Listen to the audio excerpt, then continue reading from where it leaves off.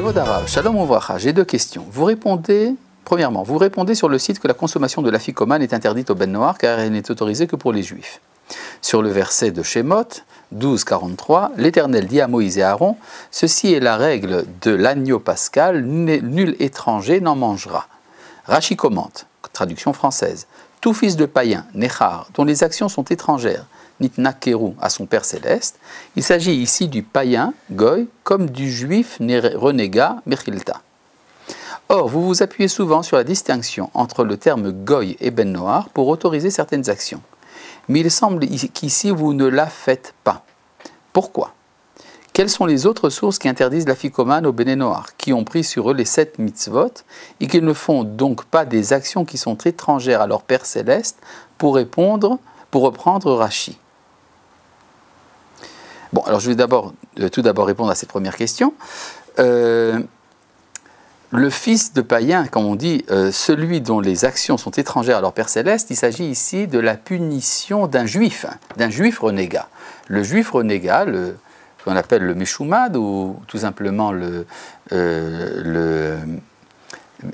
comment on dit, non pas le Meshumad, mais, bon, il y a un terme pour ça, eh bien, celui-là, il n'a pas le droit de manger de l'agneau pascal.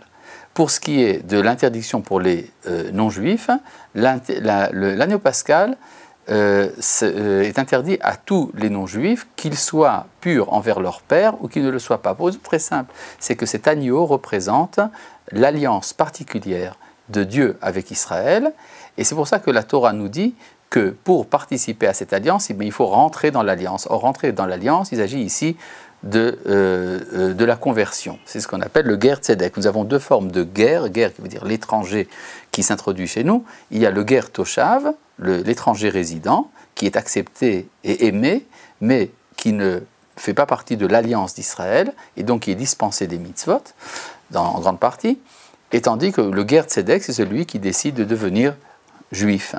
Et effectivement, la tradition halachique ne permet pas la consommation de cet agneau, à moins de faire partie de l'Alliance d'Israël. Ce n'est pas moi qui l'ai inventé, ça fait partie des textes talmudiques. Mais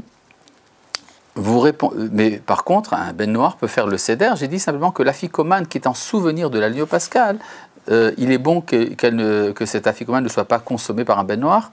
L'interdiction n'est pas totalement claire d'ailleurs, mais je pense qu'elle est bien fondée.